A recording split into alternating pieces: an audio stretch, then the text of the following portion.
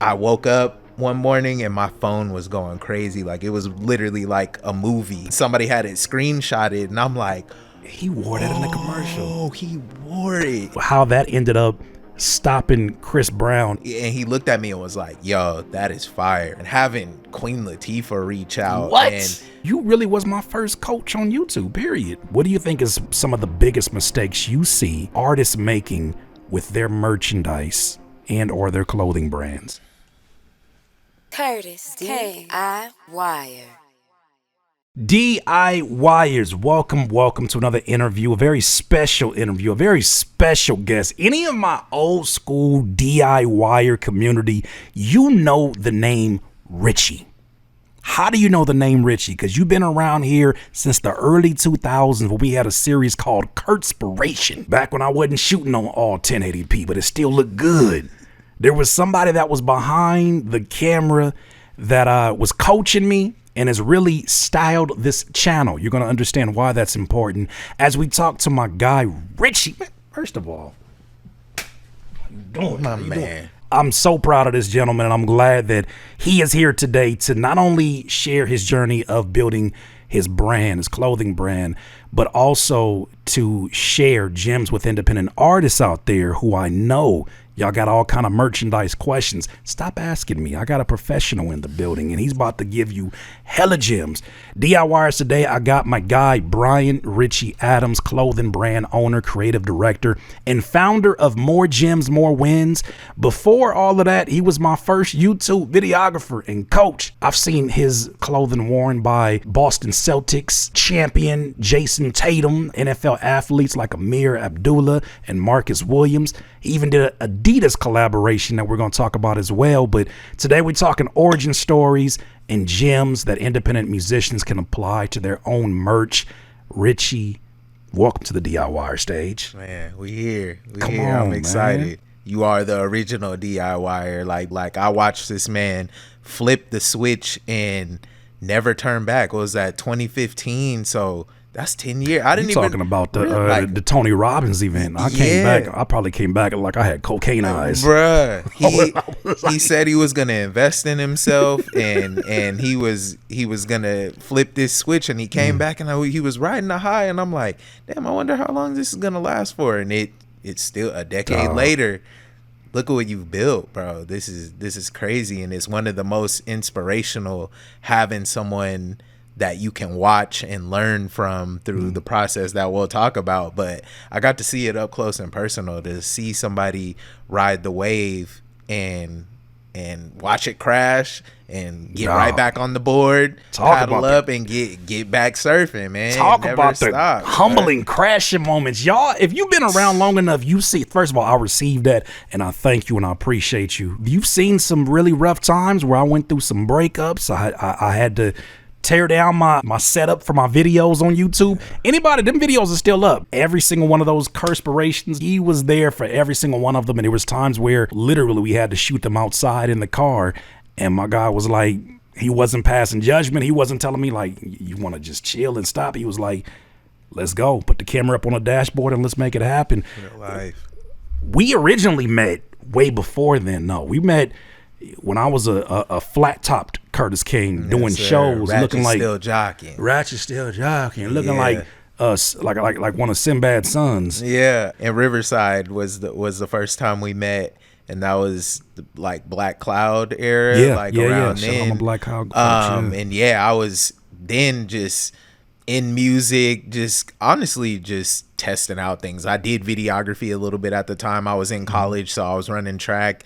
But Curtis was one of the people doing it big early. Like, I don't understand where the integrity piece could ever be questioned, because like, you live this, like the history of it all. And he was one of those people that I was able to connect with off of a Twitter post. This is when it was Twitter. That's when you were about to make that transition to content. I had no idea, dog, when I put that out there, that was going to reconnect us for an opportunity to work. And you came in there. What kind of camera was that you came in there? Because I remember That was right when vlog cameras started to come out, and it had the flip screen so you could see yourself. Wow. But the quality of it at the time was A1. was It definitely crispy. wasn't what we should have been shooting on, which we upgraded later. But I was able to have, you know, a resume to show because I was doing YouTube videos, had a couple videos, do some things, but you doing vlogging. Yeah, vlogging. We were doing foodie vlogs before that was even a thing. So it was couples when I was that's way before y'all time. Yeah, that was before the boom of it, but I was able to show them what I could do, and I was like, I'll whatever you need, I'm there. So that was that first little step that somebody actually believed in. We started creating that bond from there, honestly. Dog, and you, as humble as he speaks about his introduction into the chaos that is Curtis King, he was giving me my first early coaching when it came to YouTube videos. He was telling me, I'd never forget. He let that camera go, and it had a button that you could hear, like, and I felt the pressure in a different way. I was like, I don't know what to do with my hands. I felt a different kind of pressure. And you would just look at me like, go ahead, Mr. Jim, man, don't you? And I would just start spewing off. And I'll never forget, he was like, I said, what happened? He said, I don't believe you. I need this. What don't you believe? And he helped me really get to a place where I would structure my thoughts. And even you had this thing where you would do like, wrap it up. You nailed the point. Get to it. Where did that come from? Because you really was my first coach on YouTube, period. Man, I really don't know what came over me. I was really excited about the opportunity, and I'm big on separating myself from anyone else who could just hit play on a button, hit play and record you. So in a sense, it was like, I'm buying into this too. Like, we're going to build this. Yeah. And I really believed in it. And I had all these tips that I was listening to people. And it's just like, one of the first ones was pretend like an individual is finding you for the first time. So that energy has to be there. That hook sentence has to be there, or they're gone. Because we were talking about clickbait, and your thumbnail had to be the right way. That was the error. Yeah. It was one of those things where you were given so much knowledge, but people's attention spans were starting to dwindle right there. So it's like, let's get straight to it. Make the video 3 to 4 minutes long, and those will run the views up. And y'all gotta understand, my man was working a full-time job and was carving out time to not only come over to my house to shoot 5 episodes. I think we got to a point where it went from like the first time it was a little bit safe, and then it got to a point where it was like 5 different shirts, 5 episodes in an hour, and then you would go home, edit them, shoot them, same format. And we would just get those videos off. And man, you remember them days where there was like maybe 200, 300 views. And I got this from you. We started counting the views by the hour. And he was like, man, we cracked off 1,000 in an hour. It was like, hey, we might be on to something. So that was huge. And I'm building this up not because I want to tell a story about me. I just want you to understand like the lore of what he has built with More Gems, More Wins. You guys, I'm wearing that right now. He's wearing the gear right now. Yeah. This is a brand that has been so important in terms of really helping my presentation be more clear to folks. Y'all always giving compliments on like the shirts that I wear, and oh man, I ain't thought about the baby's kids in a long time. This is the genius behind that. And man, so talk to me a little bit about where you were at that place and time, because videographer is just one of the titles that you were wearing. I know that you have when you were known by Speedy, you have a history as being an athlete. If I'm not mistaken, you've done some coaching as well. Yeah. You were wearing all these. You were rapping at one point as well, like all these different things, and then you go on to build More Gems, More Wins. But before the brand, man, what for people who don't know who you are, man, who is Bryan Richey Adams? Bryan Richey Adams is an individual that moved around a lot in my life. I lived in 2 countries and 5 states before I was 15. So moving every 3 to 4 years. I think made me who I was, because I lived in the South, I lived on the East Coast, I lived overseas. So all the different energies and things are regionalized. This is, before the internet, where we're getting the mesh of like, you see somebody in Texas dressed like someone in New York. Like, you didn't see that. We were talking about Alabama is like, when I moved from Alabama to California, people were wearing white tees, but it didn't matter what type of white tee you had on. Right. And then you move to Cali, and if you're not wearing a Pro Club, people are smacking you upside the head or in your neck, or ripping the tag out your shirt. Like, it was wild times. Is that a V-neck? Yeah, like that was a time. But yeah, just relentless, goal oriented, and well rounded. I love people's perspective on everything. I'm really just open to a lot of ideologies and really just discipline. That's what I was saying. Just attacking a goal, or, as Nip says, a marathon. It's just like finding what your passion and purpose is, and just making that your lifestyle. Absolutely. Where do you feel like that the root of that discipline comes from? Because as you guys are going to see, that's a reoccurring theme in his story. Just having a regimen, having a routine. Like, he's probably one of the most disciplined individuals that I have ever met. Mr. 4 a.m. in the morning going to the gym. What do you mean 4 a.m.? Just psycho. I got sleep spit on the side of my face. 4 a.m. But what do you think some of that, where's the kind of the origin of that discipline come from? Being a military kid, I think you just grow up different with a stern dad. And then I always saw my mom grinding too. Saw my mom have 2 jobs. And there just was never a lack, I guess you could say. They didn't make us feel that, but we saw the hard work, and it was more the like, yo, you got to figure this life out for yourself. Like, they weren't making choices for us. It's like, you're not always getting the new shoes. And I think that's where a lot of the fashion side comes from. Like, really had to hustle to wear some name brand stuff, because if you grow up in that era, like, I'm not sending you to school to look cool, you know what I mean? You're gonna take these pops, pro kids right here. My pops, I'll never forget, we went to the Lakewood Mall. My pops saw maybe the FUBU t-shirt. It was $30. He was like, no way, not for $30. I was like, but I that's the only one I want. He was like, not for $30.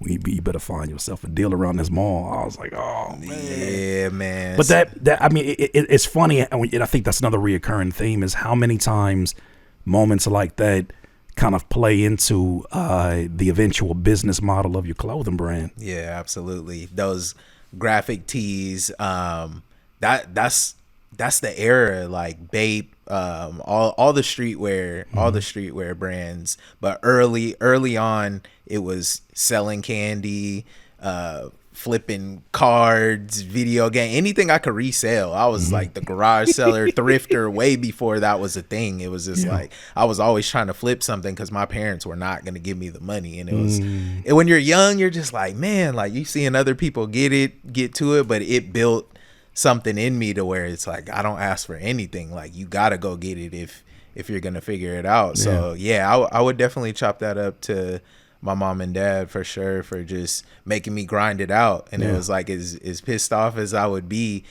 I see others struggle because they were handed everything. And now, you know what I mean? It's like, when that heat gets on you, it's crumble. What you gonna do about it, man? And I think that's kind of the advantage of being part of a generation that was outside, is that, you understood the value of tangible things, riding a bike, falling off the bike, getting a scar, meeting people in person, going and saying, hey, we're going to meet here at this specific time, and then we got to go back in the house when the lights come on. These are things that I think help to really build. It is a saying that I've been saying lately of, when I was watching like the Baby Keem roll out, I was saying that there is a way that you tell a story and it starts to build skin around the music. And there's a texture to it. And I feel like a lot of those stories that you tell sort of come back to it. Man, when did, I guess, fashion become sort of a thought in your mind of something that you paid extra attention to? Because you told a very relatable story. We're all kids who see the brands and we're like, okay, yeah, I want this. But I know mine was mostly built upon what was popular at the time. Yeah, absolutely. It was that 106 in Park era, Yeah. Rap City, Yeah. MTV Jams. Like, we were watching the program, actually. It's like now people's algorithms are different. You can follow different, but it was like we had that screen when Fab is matching the bandana with the jersey. Everyone's wearing the throwback jerseys, Air Force Ones. I was in Bama when I was a teenager, so that was about the time, and it was real colorful. That's when white tees were huge, and then all the big Foot Locker color tees. It was really about matching colors, having the headband match the jersey, or just colors in general. Yeah, colors in general. So you see that a lot in my brand. It's that Y2K era. But yeah, I would say then was about the time when FUBU was putting out the Fat Albert Platinum collection. I was one. Man, yeah, it was music videos. It was the people that we're seeing resurge now, getting their credit. And all my favorite rappers were always one of the Flat Cameron, Fab, like all of them. Like that's who I was listening to at the time. So Dipset, you know what Dipset did. So yeah, it was mimicking Wayne, with the Bathing Ape. And yeah, honestly, you just wanted to be like the rapper. So I would say in those teenage years, you wanted to get fly. That's when you start hitting the mall. Come on. You might be able to do chores and get $10-15 to be able to get a drink and a pretzel. You feel me? I remember when I got my first Silk South Pole shirt with all of the like the some characters on it or whatever. Like I was like, yo, ain't nobody got this right now. And there was a value in the exclusivity to a certain degree, where it's like the exclusivity was that, you know, either folks couldn't afford it, you saved your money to get it, or it's a matter of like you coming home from a Christmas break.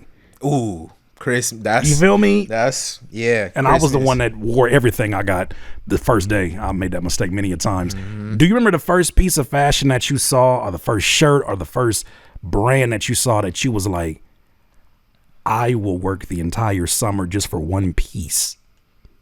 It was the FUBU, that platinum FUBU. Yeah, that Fat Albert collection. I need to look back at what the price point was, but that was one of those things you were talking about where we went in there. My grandma got me one. I got a picture, and that hoodie. Where your grandma get it from? Because mine got it from the Navy base. And it wasn't the same FUBU. Ooh. Nah, she went official for me. Me and my grandma had the same birthday, and she took me to the mall. And I remember her not batting an eye, but that hoodie was huge. Because I was thinking how my dad used to buy stuff hella big and be like, you gonna grow into it. I'm gonna get my wear. I'm gonna get my wear. XL, I'm 7. I'm 7. But yeah, I have a picture, but I might have to send it for you to slap it on the screen. That hoodie is huge, but like you just see my grandma cheesing because she knew like she made my birthday with that one. So I'm gonna I have to please go with do. that. Yeah. That platinum FUBU with the Fat Albert, and I did a Fat Albert flip just because that was at the time I only had that hoodie. That was the only platinum FUBU, and I think FUBU's running that back this year. That's good. So I'm definitely copping for sure. The one thing I felt like I just had this thought as I was driving down the road, and I'm seeing the way that like fast food restaurants they have no color. Like they're made for convenience for real estate, to the point where you look at it and it's like, this could easily be a Sally's or a McDonald's or a Wendy's or insurance building. Yeah, cars don't really have color like that anymore. Like that's why if I wasn't someone that was a representative of the brand, if I wasn't someone that was supporting you, my dog, I would genuinely be a fan of it because of the nostalgic places you pull from. Even when you get in your athletic bag, I feel like you pull a lot of influence from Nike and like the stuff we came up on and were motivated by. And it's stuff that I feel like honestly is missed in advertisement. It's missed in a lot of the things we see, man. We live in a very grayscale lifestyle now, it feels. Yeah, it's very copy and paste. With AI, we were talking about that earlier. Just you can feel organic art, and you can tell when it's AI. You know what I mean? So we're in a space where people are trying to find community. I mean, people are always trying to find community, but with us moving into this digital era and being in front of screens all the time, we're humans. We still need that interaction. So for artists, for, you know, the DIYers, anybody, curate your community. And that cliche, all the cliches always pop in my head, but your superpower really is being an individual and pulling from your past, your nostalgic era. And I think that's why we win, because people can feel that 106 and Park era. There's so many people that, or they walk past the Jimmy and be like, Mega Man. Oh, and then I'm able to throw in the Missy Elliott, the Sock It To Me. Like, I remember being a kid and them meshing like the video game world with rap, and oh my gosh, dog, that's. Let me tell you how official my dog is. Like this, you can't get this off Printful, bro. Nah. You can't get this just printed. You gotta do some work and some dimensions. I have a lot of friends that have clothing brands and have gone the extra mile, and to me that's been the secret to their longevity. You know, I want to get into like storylines that maybe I kind of was a little privy to because of our conversation, because this is my dog in real life. This is my friend in real life. But, you know, after we had worked together, we did so many videos. At one point in time, you know, I know that you wanted to build some things in a different direction. I was kind of confused about some things I wanted to do, but I knew like we were kind of nearing the end of our collaboration after, dog, we might have did like 400 something, 500 something videos easily of Curtspirations. You went from probably 1,500 subscribers. I watched the 10K. I was with you during 10K. Yeah. And you maybe around 30 or 40,000. That's crazy. Is when we went our separate ways. That's and crazy. You just kept climbing from there, though. I ain't the only one. Yeah. What you mean? What you mean? This ain't about me today. My dog, man. Let me tell you, like, when I started hearing about the ideas that you wanted to do, that it wasn't when you wanted to build your clothing brand, it wasn't something to me that was so surprising, because I felt like you were always fashion forward. You were always telling me about fashion like styles that were happening, and I didn't know how much that was just you being a fan of like streetwear. I didn't know how much of a passion it was for you at the time. I do remember you going to a conference or something, and you were iffy about wearing the flare pants, and then you called me after the event and was like, "Yo, them are the ones." Like I didn't think I could pull them off, but I got a compliment on everything, and I was like, "Oh, this is perfect," because it was like right before flares were about to pop off. Yeah, because then before a year later, I'm sending you a screenshot from my TV. I'm sending a picture from my TV. I'm like, "This look familiar, Richey?" And he like, "Hey man, like, hey man." When you know, you know. You know, talk about, I guess, some of the influence of.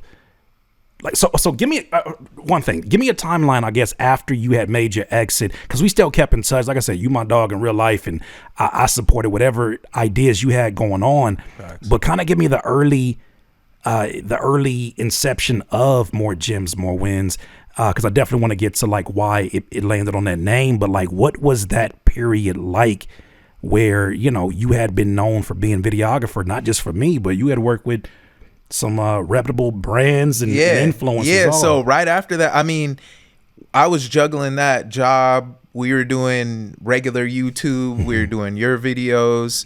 And then I would be on Fairfax and Melrose, and my homie was the manager at Last King. Shout out Metaphor. Oh, Last King. Okay. Because he just brought me in, and I was, you know, kicking it on Fairfax.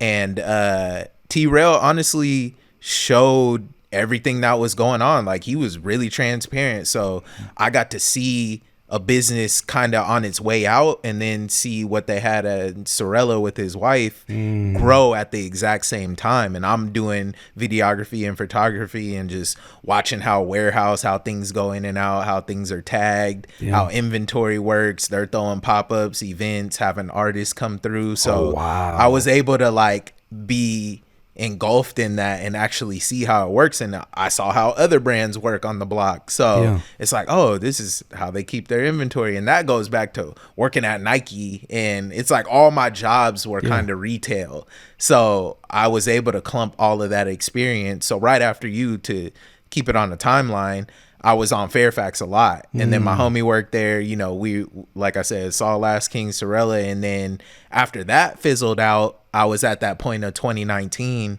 where it just kind of felt like everything I had done was for no reason. Like I learned how to get my check too, because I dealt with a lot of transactional stuff. You know, I wouldn't even say, I hate when people are like, oh, LA is this. It's like, no, LA gives you what you ask for. Yeah, that's like whatever surrounding you're around, like there's real ones and there's fake ones, just like every city in the world. Other industry, so when things were transactional, I learned to get my bag and keep it pushing and not keep things so personal and think this relationship is going to grow into something. But T-Rail was one of those people who still keeps it real. Like, you know what I mean? And he still rocks it on the podcast. Like it's love, because he really was another one that gave me another stepping stone to be like, yo, you could do this. Like, I'm like, there's photographers around that are getting paid thousands or whatever. And he like, hey man, get him in there. Like, no, he's doing this. Like, no, he's with us, so put him up there, like type thing. So he was able to do that. And like 2019, like I said, when we were moving forward and they like closed down things and moved towards the Sorella aspect and started doing YouTube and stuff like that, that was when I was having that, what I call my pandemic in 2019, where, you know, losing friendships, just kind of feeling like everything just was for no reason, you know, having that post-athlete depression after college, and almost, I wouldn't even call it an identity crisis, because I've always flown with my creativity and things like that. But that's where the slogan or affirmation, I would say, from More Gyms, More Wins, because heat and pressure makes a gym, makes a diamond. It takes intense heat and pressure to make a diamond. That's dope. So I was saying, all those heat and pressure, all those life examples are what get you to the wins in life. And you can categorize that however you want with wins. I know a lot of people have a saying to combat winning so much. And it's just like, you're the only one in your head, so you have to talk nice to yourself. You know what I mean? That's why our slogan is win from within, because it's all from within. It's what you tell yourself, how you discipline yourself. So from the affirmation, people gravitated towards it. When they posted something positive, they would put More Gyms, More Wins. And I'm like, I got something here. This is cool. So then I'm gearing up. I'm just like, I wish the world would just slow down so I could catch up. And 2020. Like, I'm like, oh, I'm about to go crazy. 2020 is futuristic. Like, we're going to do whatever. Bam, we get smacked with the pandemic. And I was like, this is the first hurdle. Like, I was ready. Like, this is the first time, because I did music. I dabbled in a bunch of things. And when the energy started to shift, I would just stop. Like, I'm just like, this is weird, but not realizing that's the barrier to entry, like you were saying. What energy were you speaking specifically that was switching? Like, just people around you start acting. When you start pursuing your dreams, like, the people around you start to shift. Like, that ain't you. Like, you know what I mean? They want to hold you to that 13-year-old you, or that whatever version of you they found. They want you to stay down there with them. And there's like that growth gap where it's like, as you're growing and pursuing, you gotta get through that. And it was really dope, because doing music and being an athlete, like, you deal with that all the time. So when I got to this point, I was ready for it. Oh, you was bred for this. Yeah. I was like, okay, this is what's going to start happening. You fight through that and you're going to get to the next level. So pandemic hit. I was like, wow, everything slowed down. Everyone's in the house. And it was like a lightning in a bottle, because I'm creating nostalgic box collections. And people are all staring at their phones. So I was able to grow, I think, a lot faster than if everybody was outside and brands and things are going on. This is like right when ads started killing people and everyone getting PPP loans, and now everyone has a brand. Like, I already had 6 to 9 months built up. So the content was just rolling. So I just wanted to let people know that first year, like, I'm here to stay. Like, this isn't anything gimmicky. But it was crazy that everybody was coming out with a brand at that time. I think that was something that was immediately interesting to me about when you were launching like the public facing assets for More Gyms, More Wins. Was I've been around, as an artist, I've been around a lot of clothing brands. I've been an ambassador for some clothing brands. I've seen the stress that is on the shoulders of some of these, you know, clothing brand owners, and I see also where the ceiling can be for a lot of them when they don't want to do certain things because they think they don't have access to them. Within the first year, I saw you do things that made me say, like, Nah, bro's about to go. He's about to get out the hemisphere. One of those things were the packaging. Yeah. The packaging that you had, even when you were like telling me like, yo, Kurt, I want to send you something I just put together. And I'm like, yeah, for sure. I'm thinking you just about to give it to me in a bag. Like this man had, I believe it was the Super Mario inspired packaging. And it was so much thought that went into the little features and trinkets that went into it, the nostalgia. I was like, nah, there's something different here. But the thing that got me, and I feel like it's something that's strong about your brand, is your storytelling. He didn't just release a shirt that had like a flip of a Michael Jordan during the pandemic. You went to I believe a hotel by the United Center. Yeah. Just to tell that story about that piece like that. And at a time where you couldn't do generative AI art to just be there, you had to go there. Doing that during the pandemic, to me, I just saw that you had a special knack for storytelling. Can you kind of talk about sort of, I guess, where the inspiration comes for you to stress those things and why those things are so important to More Gems, More Wins? Yeah, coming from that early age streetwear, I mean, I just watched the guys before me, and the people who are able to curate a community are the best storytellers. Like Umi Wagner has a brand called ETC. He's one of the people who I reach out to the most. And then Bobby Hundreds, I actually got to meet him last year and, have a conversation with him. But the Hundreds, everybody know, if you know streetwear, sure, knows the Hundreds. So really storytelling is number one. And the cliches always come up. The superpower of you is being yourself. There's only one you, and it's like we got a bunch of copy and paste out here, but if you can tell a story that connects with the people, like we were just talking about FUBU, like if you live that, you remember that era, you remember the 05 jerseys, you remember matching it with the shoes and the headband and things like that. So I love storytelling to be able to connect people to what I love, my nostalgic aspect of life. Yeah, and you do that so well. You could tell there's a lot of thought that goes into how can I change the way someone feels, not just what they see that makes them want to buy, but if you make them feel something that kind of like, they have the saying of like the quickest way to someone's heart is through their stomach. Yeah. I feel like in a lot of ways, not trying to be like ultra strategic about it, but I think that if you can make someone feel something, they are willing to pay for more experiences that make them feel something that they haven't felt, whether it's nostalgia, whether it's aggressive separation from the herd. And I love how much that you've stressed that moving forward. Has there been any books or anything that you read that kind of helped you to kind of have that structure coming into it? Because I don't really, I guess it's more now than it's ever been with TikTok, but I didn't really see too much access when even I was trying to build my own merch as an artist to a lot of information out there. And you put me on the things in the process. Yeah. Were there books that kind of helped you? I'm really big. This is not a t-shirt. Is if you're starting a brand, I would 1000% read that. Who's that by? Bobby Hundreds. Okay. So the creator of the Hundreds, and I read it once a year and it hits different every single time because I'm at a different phase in the brand, and it's like those stories that he's telling. He tells you from step one and just things that happen, people come and go, people burning out, people taking your ideas, dealing with influencer and thinking, hey, like someone wears this, your brand's gonna go up, and that's not the reality of the situation. So I was ready for a lot of things. That book is definitely inspirational. Shoe Dog, which is about Nike. Okay. Like learning that Nike wasn't even Nike, it was Blue Ribbon Sports before, and nobody wanted to deal with them. You know what I mean? I know they came out with a movie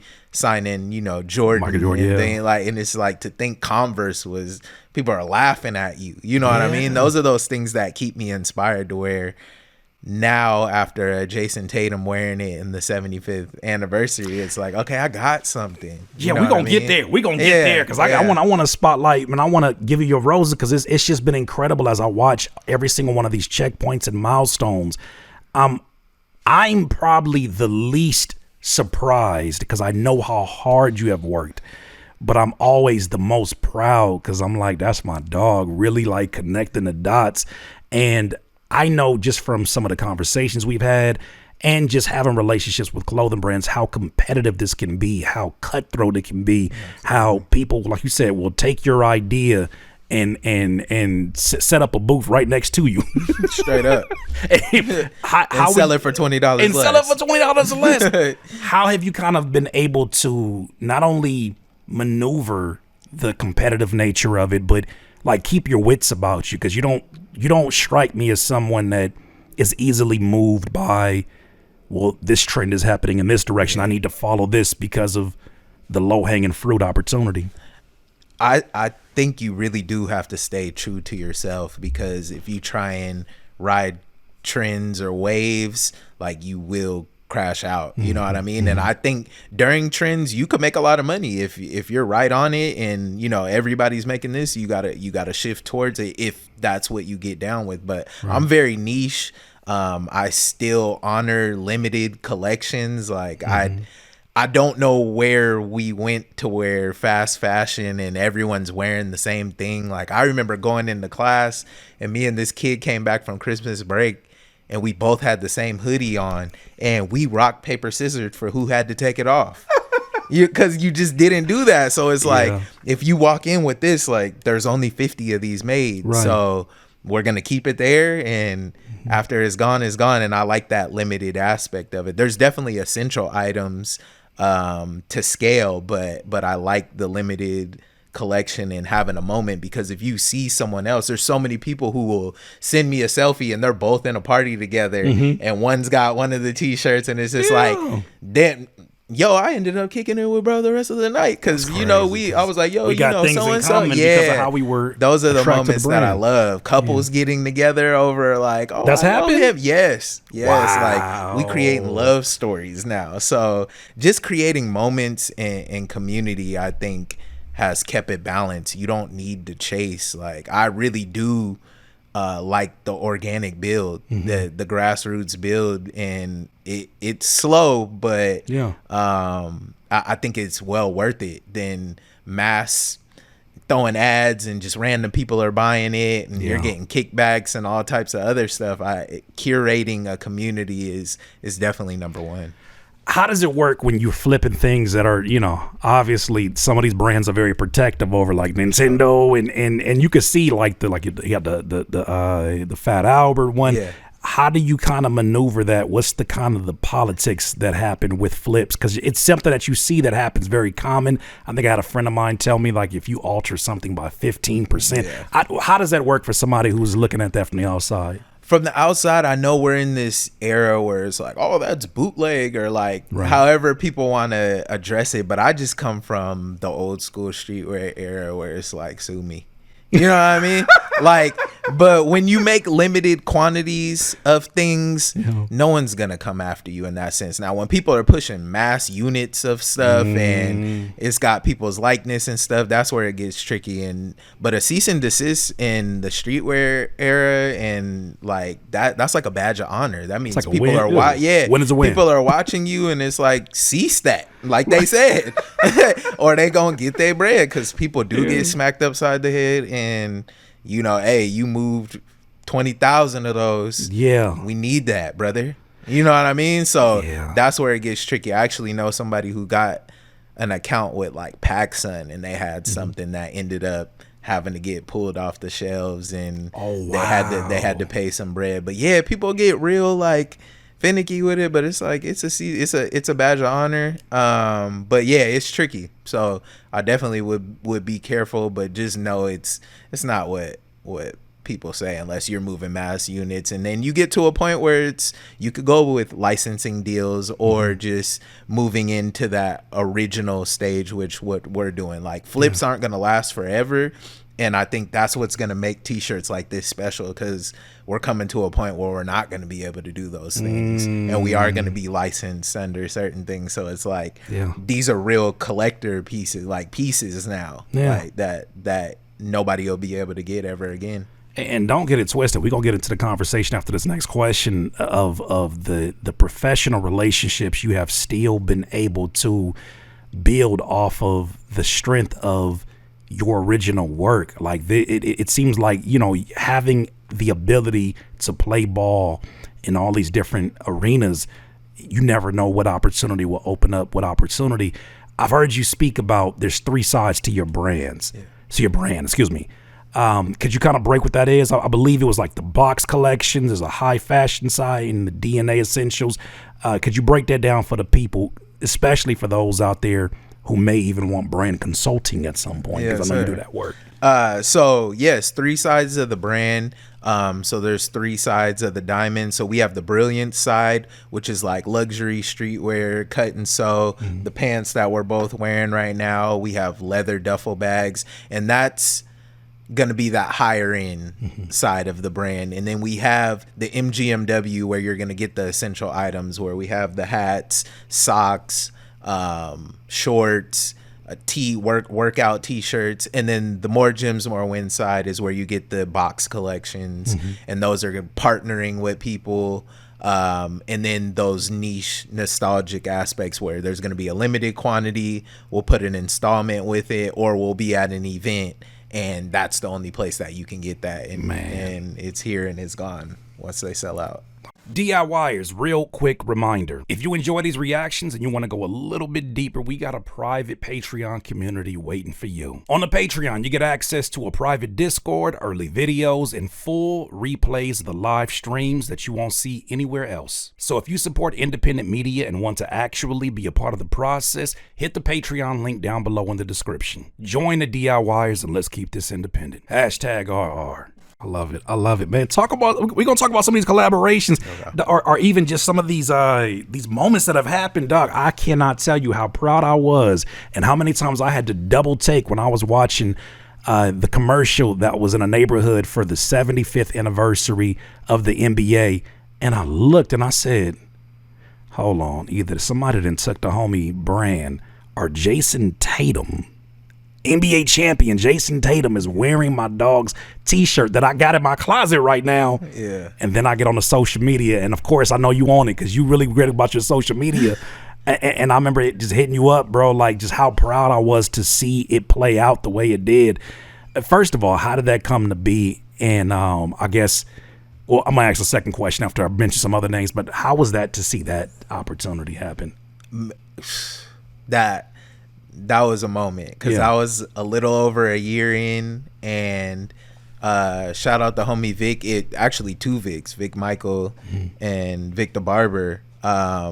Vic was wearing the t-shirt, and Vic Michael is a stylist, and he was like, "Yo, I need that t-shirt." Like at like 12 o'clock, I got a flight to catch. Oh, wow. And he hit me and was like, "Yo, bro, like, would you be able to make that happen?" And he's like, "Yeah, let me know." And I'm slid down to his spot, showed him the t-shirt, and he was like, "Cool."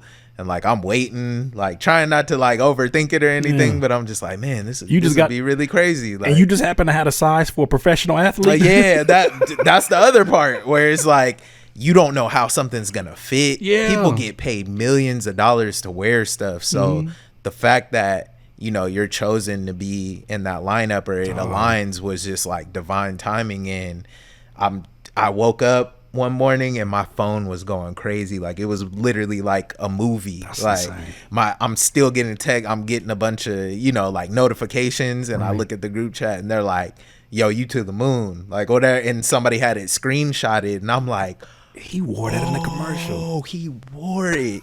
And it was like, I want to say the first one was NBA Canada, and they had their own little like Zoom, because they're highlighting this is a 75th anniversary, which was a diamond. So it just aligned. And yeah, seeing the commercial and just the outpour, that was that first piece of integrity where people are like, "Oh, it's legit," because it takes a little something. It was like I always had the support, got a cosign, It was that first cosign of like, "Oh wow, like, it's cool." But like I said, reading This Is Not a T-shirt, they had Jay-Z wear a hoodie. And it's just like you think you're going to the moon off of that, and that does happen. There's somebody wears something and it goes there, but it was like we definitely moved some units, but it wasn't. But it wasn't. Yeah. But that integrity piece and that badge of like, okay, wow, I'm doing something that people are gravitating towards, and from there it was just like we just kept leveling up. And I heard this saying that work as if nobody's coming to save you, but expect that God will meet you in motion. And I feel like that's something that you have always stayed in motion. Even when that happened, I didn't see you stop working. I didn't see you, because there's a lot of people who will get an opportunity like that, like, dog, like, you think you made it, just keep I'm printing good. those. That's Just how you keep get printing sued. those Yeah, again. man, we just gonna keep running ads on this out there. We wasn't doing none of that. You It ain't was finding just that like, nowhere, yeah. bucko. But with that said, man, you've been able to work with, or senior gear, I should say, on Amir Abdullah, who played for the Colts last year, right? Yes. Marcus Williams was another one. You even involved me in some of the promotion for that, which was dope. How did those relationships come about, or was that kind of word of mouth? Or how did that happen? That's another 1 degree of separation. My boy Jay Mitch is a football trainer, and he trains high school athletes to pro athletes, and he always makes the brand look good. He's always rocking it, and with it being right there, I'm able to curate those relationships as well, and people really rock with it. So it's like having the tunnel walkouts with the duffel bag and the tees, and people wearing them on their podcasts. It feels amazing. But it's all the network. It's people around you believing in you like yourself. Like thousands of people, millions of people at this point see the brand just because they watch you. Yeah. And same thing with all my friends, just really putting on. You can't beat a great community and people that want to see you win. Yeah, and I think that's something that you have really hit the nail on the head, is by making people feel something with your brand, and just you. I think you being the kind of person you are, when you're doing these physical events. Remember, you doing pop-ups at a time where people were questioning the future of live person events, and you were doing these pop-ups, and people were showing up. It's hard to get people outside. Dog, you had them outside. The fact though. that people pull up, man, it means everything. I almost feel like cliche about being like, oh, I'm so happy. Like, when you popped up, I'm like, easy. but do you know how hard it is to get Curtis outside? Curtis be in the damn house. My man pulled up. Like, yeah, getting people outside is one of the best things, especially after in the screen. And it's like people have social anxiety. Like, I never feel a way about it because no one owes you anything, but to be able to curate a community that wants to pull up, that feels safe, that knows it's not a cool guy fest and people are trying to, you just walk into some places and everyone's staring at you, and it's just, it gets weird. I appreciate that about your events. I like the melting pot, all races, all like everyone showing love, everyone sharing moments together. That's a very special part of the brand. There's a difference, especially when you've been to many of LA events, that some events people go to be seen, and some events people go to commune. And I think that's something that you have done really well, is that everybody in there, from like the folks that I guess you would consider that are part of the team, to the folks that came and were just passing by, the folks who already come there in your gear, looking at the new gear to buy, and then they're not just dapping you up, they're giving you long hugs like, dog, I'm so proud of you. I've seen versions of that for artists who have worked their ass off, but seeing that in the clothing space that I said is ultra competitive, where a friend starts up a brand all the time, you see the obvious difference in what you have built, and community is definitely a key word in all of that, man. Talk to me about because you're in your 6th year, but talk to me about in your 3rd year. How in the hell you swung an Adidas collab, bro? Man, I said you came to me with an Adidas box, and I'm like, this your shoe, like this your collab. Yeah. Talk to me about that, bro. That's huge. Again, 1 degree of separation. People wanting to see you win. The homie AJ was put in a position with Adidas to be they wanted to do a grassroots campaign and pull from the community of creators and let them create something. So that was one of the best experiences ever, like being paid to curate a space and being able to, seed your friends, your colorway. Like I went with baby blue because, as you can see, that's my favorite color. We were able to do the event and being on that level and presenting that, another piece of integrity that you just can't take away from the brand, and it's all organic. And yeah, that's one thing that I would say was, at this point, definitely one of the best experiences. The collab alone is the fact that bigger brands are reaching back down now because they need us just like we need them. You know what I mean? For that machine. And you don't even need them at the end of the day. But that integrity piece, you can't act like it doesn't exist. Like, it's almost like signing, you know what I mean? But those moments come and go, and you take those and level up from there. I think it's what you do with the opportunity. But it was amazing, man. Also, one last thing I need you to talk to me about. So here we got Jimmy. All right, we got Jimmy. Jimmy stopped Chris Brown in his tracks one time when Richey was setting up shop somewhere. Can you tell me about this other viral moment that you had involving Jimmy, the character? Maybe even give us a little bit of background of Jimmy, but then also too how that ended up stopping Chris Brown as he's being mobbed by a group of people. Yeah, so we did a booth at Designer Con, and just to give the real about it, booths at Designer Con are not cheap. And then I had never done an expo before, so I went into ChatGPT actually and said, where's the best place to set up in an expo to get the most foot traffic, to get the most viewing? And it said, get a corner booth. And it told me it's a pricier place, but the intersection, all that. So I'm just like, I'm going to pay the extra bread. Like, I'm already, and I got pushed to the back. We were on the back side of the venue. Like, all the big collaborators and people who are sponsored and things like that had bigger booths. But you know, that's another divine timing and alignment.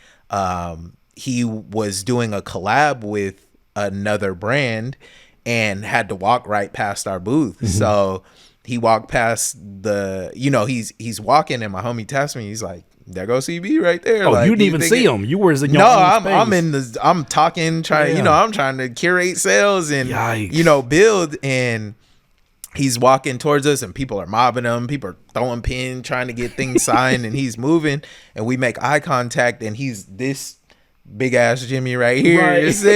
Literally, it was just right on the corner, and he looked at me and was like, yo, that is fire. And it's like, that's when you see the video start.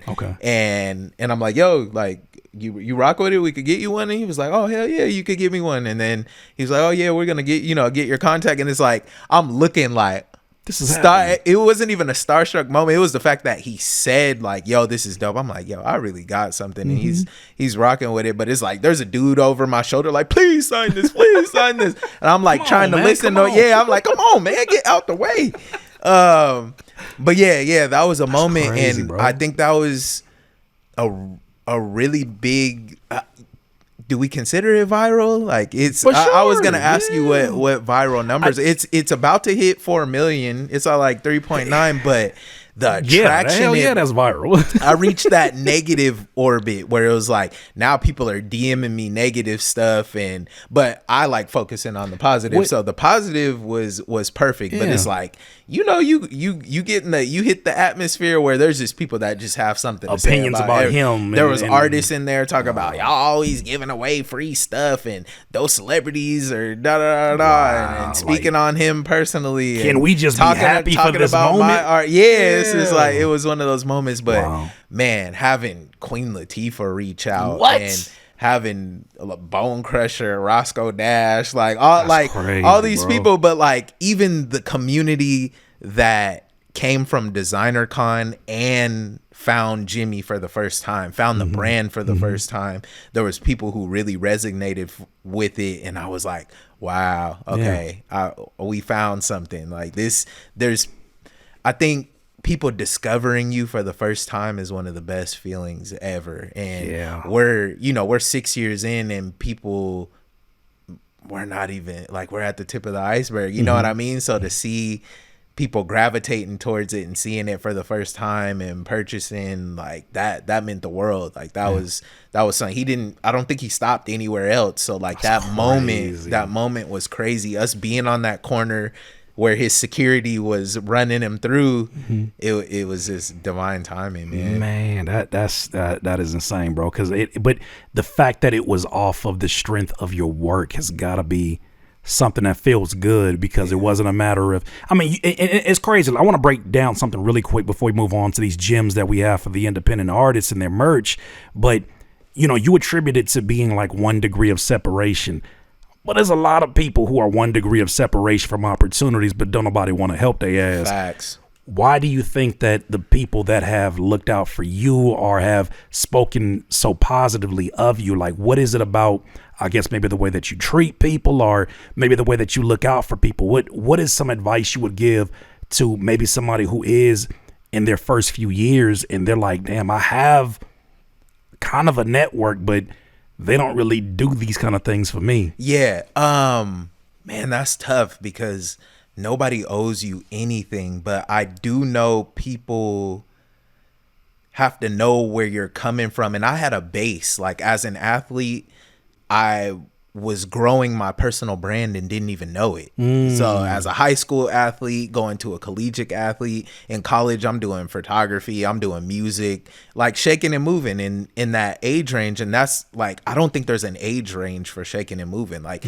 being in the right place. There's being an opportunist and things like that to make you look goofy for like trying to insert yourself somewhere where you're just trying to find a viral moment or curate an opportunity. But I would say you really just got to start at home and have an intention behind what you're doing. And I think people will rock with it automatically. If you rock with it, a lot of people don't even believe themselves. So it's like, you're putting something out. Do you believe in what you're putting out? Because the people who I see stand behind me understand my work ethic. They understand I come with integrity, and it's like, you're not going to see me on a headline and have you looking crazy after, you know what I mean? Where it's like, dang, I can't even support this because of XYZ. But I think building your personal brand before, being able to make something tangible for people to know, like, hey, I know my resume has, Curtis King on it, all these people that are of integrity, that shows like, hey, he's going to move with integrity. It doesn't always work that way, but I know that's building my personal brand, treating people the right way, not being transactional, being transparent. That's the biggest part. People are opportunists, or when bread get low, now you're trying to snake somebody, and it's just like, you just burned the bridge forever trying to make a rack. You know what I mean? Yeah, like a band. That's what you did that for. That's what you destroyed a whole relationship for, Dog, and I've had such up and down moments with clothing collaborations. I've had some high highs, like shout out my guy GLK, my guy Chris. Obviously our collaborations together have always been dope. But dog, I've had some moments where somebody sends me a message and they're like, yo, this design that everybody was loving so much from you, did you know that it was being sold on this website in Japan? And I'm like, that's my likeness, but that don't say Curtis King. It say King of the Mic. Like, what is it? So I've had like a really interesting conversation when it comes to merch, because there's that. Then there's also too, I wasn't really making merch that I would wear. I was just making things that I thought were artist merch. So I want to get to these gems. On brand, these gems for independent musicians on their merch, especially DIYers who are likely designing their own merch and don't understand how cheap their AI art looks like on their merch. Excuse me. A lot of independent musicians treat merch as an afterthought. They just throw their name on a t-shirt and call it a day. Richey, what do you think is some of the biggest mistakes you see artists making with their merchandise and or their clothing brands?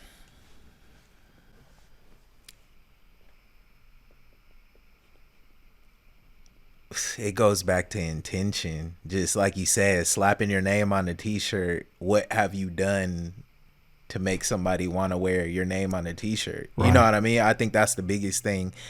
And I guess to give a solution to the problem, create something bigger than you.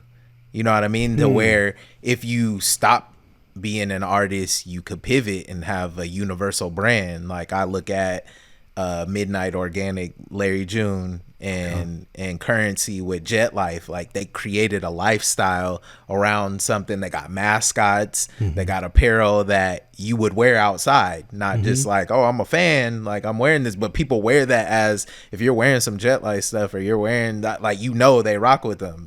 And I think that honestly, creating something that's bigger than yourself, DIYer, that's something huge. That you want, because that tells you what you, okay, like you get to it, then you're independent, or you're building something, or that could be a DIYer that's not even in music. That could be a universal home. I work at Home Depot, and I'm a DIYer type of mechanic or whatever the case may be. Yeah, creating something universal and just being intentional behind it. I think having a mascot and just being outside of slapping your name or create, I think a mascot can go far, honestly. If it aligns with your brand, it's universal, something that's not going to trap you into one place, and you're not going to see sales from that. So it's one thing to get it right with a t-shirt. Like, if y'all wonder why I have not had merch in a long time, blame him. You know why? He don't even know I'm about to say this. You know why I say blame him? Because I know too damn much. I know too damn much about doing it wrong. And when you are blessed with the more you know, the more you owe, because you start realizing like, it's the same thing with like videography. I know too many videographers that'll be like, now, you know that lighting is trash, right? Yeah, I know. But I was in a rush. Nah, dog. Stop shooting in 60 frames per second. I think a lot of the DIY I became is because of geniuses like yourself that do this thing at a high level. And it gets to the point where sometimes I get to a point where I'm like, I'm not going to sit down with it until I'm ready to do it right. And I'm ready to start with one thing. Now, it's one thing to find an idea, right? You could do a flip and something works for you as an artist, but a lot of artists slack on their packaging and presentation when it comes to merch. Can you talk about how important that is and why it matters even more, I guess, in 2026? Yeah, I think packaging and marketing is everything. You can sell anything if it's marketed and packaged right. I think the intention and the integrity comes from what you're building, but packaging, like, we come from the 90s kids where it's just like, that's how we were sold. That's the generation that's being sold to right now. So the way people curate, I guess, the shorter form content and making it real for people. But I'll never forget getting my first Bape hoodie, which we talked about earlier. I had to trade like 3 pairs of shoes to get that, but I'll never forget that clear bag with, the logo printed on it, and it's like you pull it out, you got the tags and the stickers on it. That presentation alone brings up the prestige of it. So it's just like, if you just throwing a wrinkly shirt in a box and slapping the label on it, like when somebody gets it, it's like, it's all wrinkled, and we were talking about that stuff. So I always just was real intentional with the brands that I loved. And when you open up, when you spend your hard-earned money and then there's a sticker in there, a personal written card, that's one thing. Writing a personal message, it goes such a long way when somebody's spending their money, and it's like, you can't take the time. I know you get to a point where you're moving units to where it's like, there's no way you could sign, but still, you could still show love. If Apple can put every one of them iPhones in them silky ass boxes, yeah, come on. I know they got billions and all of that, but if you can put it, like, there's a reason I want to keep my iPhone box versus a pair of headphone box, like a headphone box that I'm like, I don't really care about the headphones are good, but the box itself feels like an art piece. Yes, that's what it's saying. Louis, Gucci, like all those, they always give you the pack. It's like you end up with the pack. I still have the packaging from that stuff. So when I was curating my brand, having the box collections was just like, okay, when you open this up, you're getting an experience. Like, you're not just getting a t-shirt, you're getting a collector's item, you're getting a sticker. I was randomly throwing like candy in there, just like, oh, you got some Charlie gummy worms in there? Like, what? You threw like you had the old school ones, and one of the ones that I had that I was Pez, like, Doc, I haven't seen Pez in years. Like, but that makes you feel something different. Yeah. I remember Virgil said something along the lines of, you could have a tin can in a mist of trash. I'm gonna butcher this, and then you said you could take that tin can and then surround it by a certain type of surrounding, and it looks like art. That's when I started to realize, like, man, that packaging is everything. The presentation is everything, and the context is everything. Yeah. And I feel like that's something that even when you're teasing at a new, merch line dropping, I get excited first for the specifics of like the story. Because I know when you get into your storytelling mode, it'll be like some crazy. Like I know you were doing for the more athletic wear. You were taking photos, and, in your track stance, and I'm like, oh, okay, all right, something getting ready to happen. And then you start unrolling with this one, the one that you did with old boy from Pimp My Ride. Mm-hmm. Like just having these things in mind that it's just. I look at your clothing. I look at your the merch itself, and I'm like, you have such a specific customer in mind, and I feel like that has to be very key to your success. You mentioned fear being the biggest barrier for entrepreneurs. How does that apply to artists who are scared to invest quality merch because they don't know if it'll sell?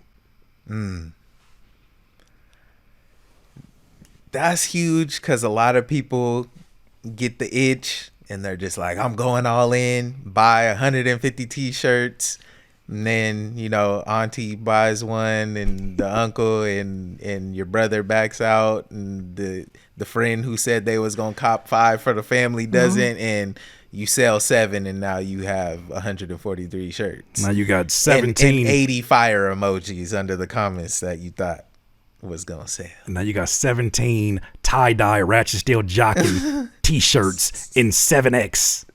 You can't beat it, man. That formula of inventory, it's tough. So I'm in the low overhead realm. I make limited collections. There is items that are universally available, but we're just incrementally scaling. I would say that's the biggest thing. See if you can get 25 t-shirts off first, and then from there keep building, like just brick by brick, keep building, go from 25 to 50 to 75 to 100, you know what I mean? To just scale incrementally and don't burn yourself out, because it gets expensive real fast. Speaking of burning out, we've talked about many different hats that you wear that go beyond creative hats, your responsibilities as a husband, as an athlete, as a coach, as a consultant. How do you balance all of that without burning out?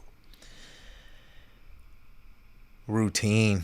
Yeah, routine and discipline, and it's not easy. That's what it's like. I think social media is easy. I always say that it's easy to make the grind look sexy, you know what I'm saying? But 4 a.m. is not sexy, you feel me? 4 a.m. don't come with a filter. Yeah, that's why I'm hoodie on, just working out, doing something to wake up to a win, like being able to get out of bed, attack the day, get a workout in. I created a routine, and that's just a non-negotiable.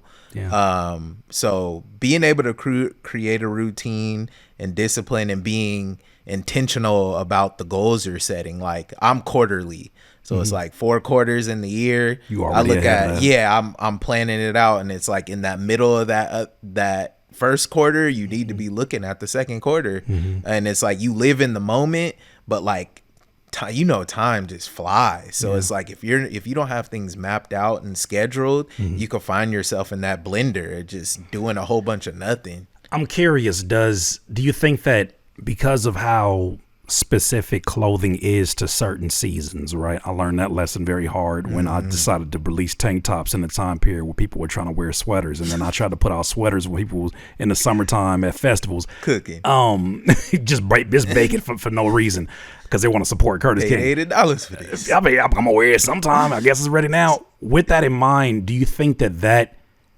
is something that supports how intentional you are by the quarter? Do you think that that's something that already kind of like, I'm trying to figure out what I'm trying to ask. Is that something that kind of keeps you in that zone because you have to be that per quarter? You have to be very aware of what quarter you're in and what season? You know what's really cool about the earlier stage of my life is I know people in all regions. So it's like, we live in California. We don't even really it's 90 degrees right now. And there's people in a blizzard. Like my homie lives in Bama. He said, bro, do you know it's 24 degrees right now? Could you you got any hoodies on deck? Like he's buying hoodies. That's crazy. And we just had a pop-up last week and it was 72 degrees. And I'm in a t-shirt. So the seasons are tough. I don't find myself I definitely know hoodie season, and you do got to pay attention to that for sure. Like I have a campaign set up to sell my shorts and hats coming up as the weather, but in Cali we don't get seasons, and it's colorful out here. So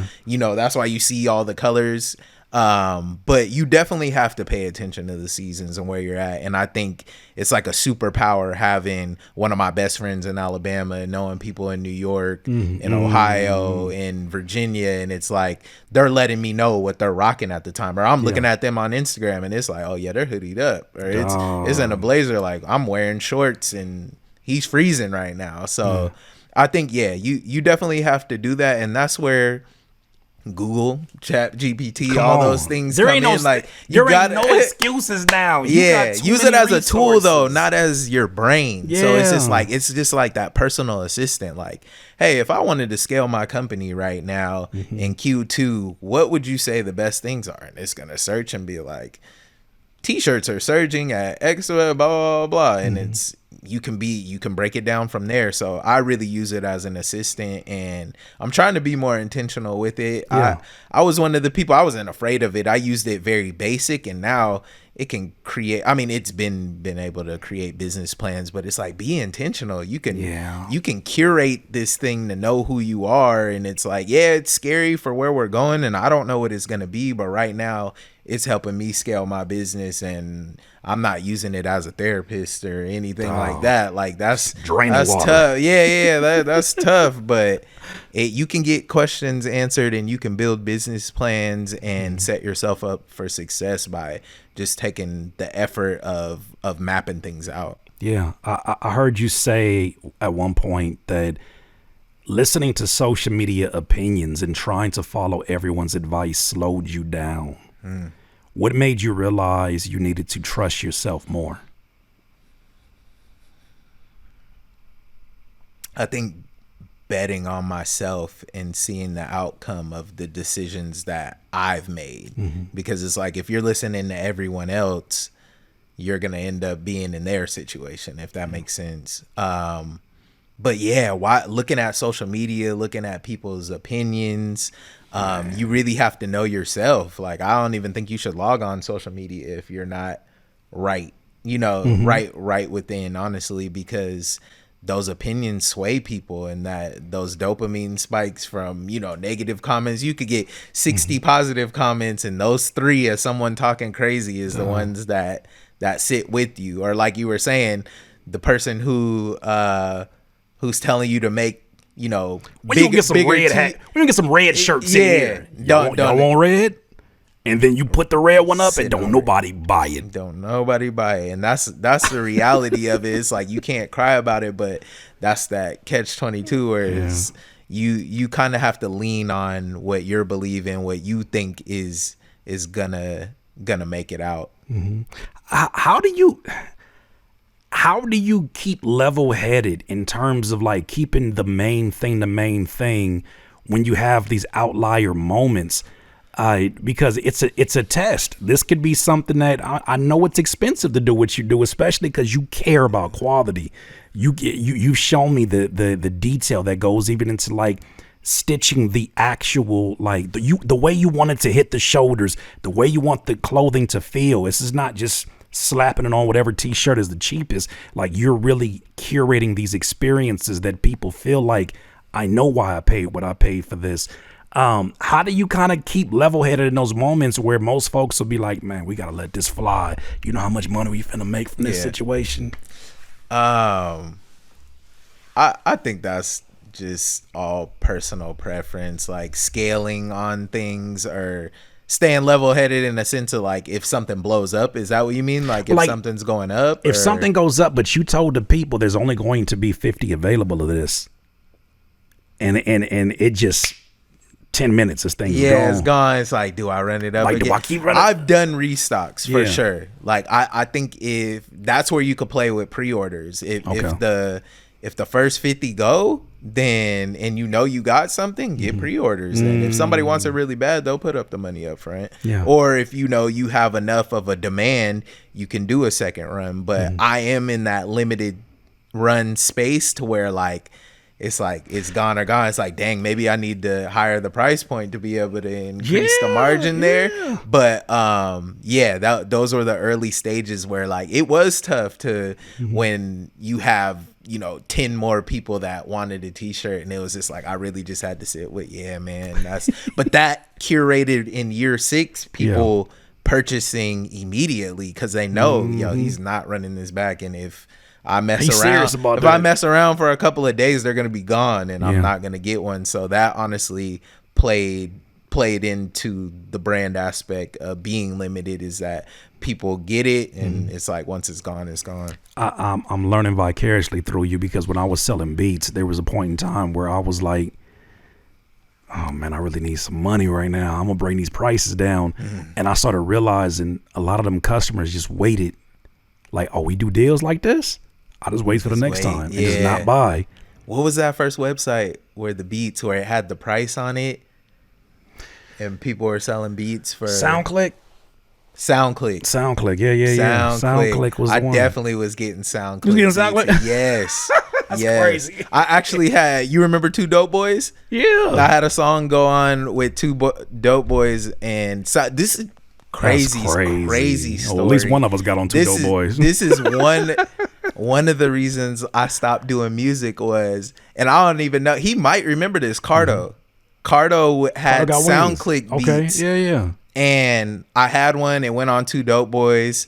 And he went on like, this is our early Twitter rant. And he was just like, I'm not doing like leasing beats no more. Like I'm way blah, blah. I don't remember. I just remember being like, damn, like I paid for it. He not even rocking with it like that. Like, but I think he was just in that switch of like, yo, I'm not like, I'm giving my beats tens of thousands of dollars now. And it's like, bro, still one of my favorite producers. But I was hella sad. I was just like, man, but you got yours. I was able to, work. Something. Yeah, Two Dope Boys. That was at the time, hot new hip hop, Two Dope Boys, all those beats. That was a time for sure. What's next for the brand? Because you're in year 6 and you've already accomplished so much, man. You've accomplished what a lot of brands don't ever see in 15 years of operation. But in year 6, I know you just revving up to do even more special things. What you got planned for the future, or this year, say? This year, being outside more. Like I do the annual pop-up for the anniversary, but we have Designer Con lined up for the summer. Nice.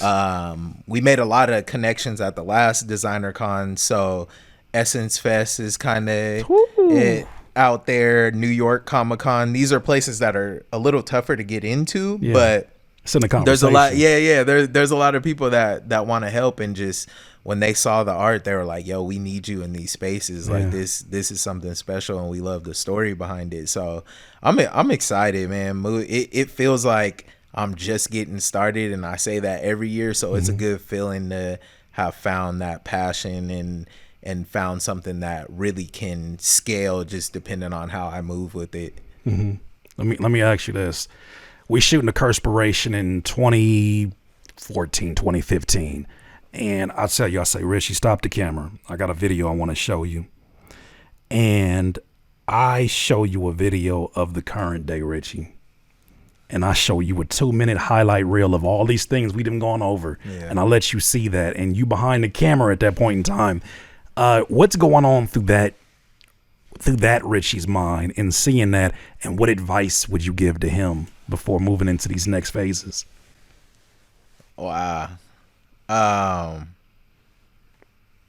would just, if I was able to speak to that, Richey, I would say it's all gonna work out, and to just stick to the script. Honestly, like you think you will believe the things that he's seeing? Yeah, that. No. That was what. I think I was in a space of the unknown, and I thought there were certain things that I wanted that I really didn't, but like we've checked all those things off. So I think if he were able to look and ask the questions like, oh, did we do this? Did we make this? And it's like, yeah, we did all of that. You should have dreamed a little bigger. That's like crazy. So that would be the biggest thing. Dream bigger, and know that everything happens on time, at the right time, on God's time. And then I wish he would have, that Richey, who's talking to the young Richey, I wish he would have pulled me off to the side when I woke up one morning and we had to catch an early morning plane flight to New York. And I went outside and I pushed my button for my car and it was gone. No whip. And then I said, Richey, I know you coming to pick me up to go to I know you and Chris are coming to pick me up to go to the airport, but I don't got my wallet. For those who don't know, man, me and Richey got some war stories. That is one of them, dog. I woke up. But the composure, dog.